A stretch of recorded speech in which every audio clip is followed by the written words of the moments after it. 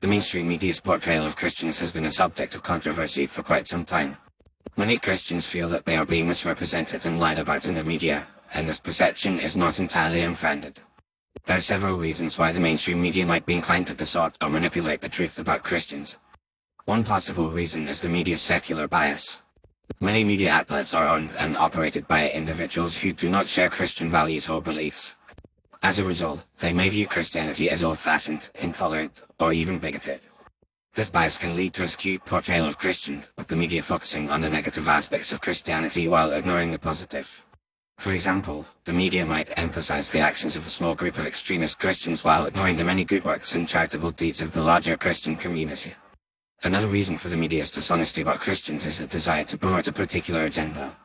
The mainstream media often has a liberal or progressive worldview, and they may see Christianity as an obstacle to the advancement of their goals. By portraying Christians in a negative light, the media can help to erode the influence of Christianity in society and pave the way for the acceptance of more liberal or secular values. This can be seen in the media's coverage of issues like gay marriage, abortion, and religious freedom. The media often presents Christians as being opposed to these issues, and they may even imply that Christians are intolerant or bigoted for holding certain views. The media's lie about Christians can also be attributed to their tendency to sensationalize stories. The media knows that controversy and conflict sell, and they often seek to create or exaggerate conflicts involving Christians. For example, the media might take a statement made by a Christian leader out of context, or they might focus on a small group of Christians who hold extreme views, in order to create the impression that all Christians hold these views. This can lead to a distorted and unfair portrayal of Christians, and it can also help to fuel misunderstandings and prejudices against Christians.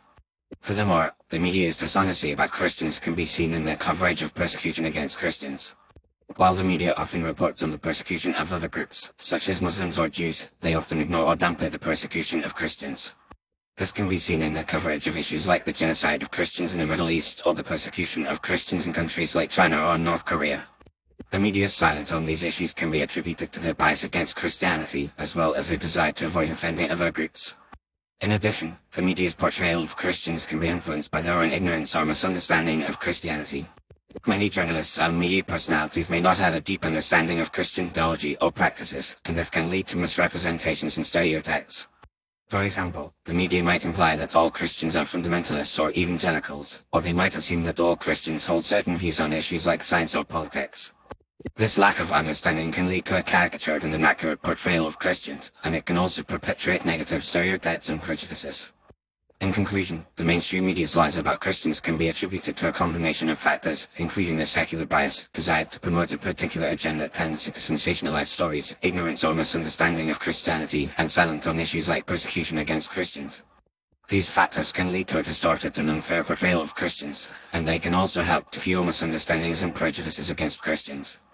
As consumers of media, it is essential to be aware of these biases and to seek out diverse and balanced sources of information in order to get a more accurate understanding of Christianity and its adherents.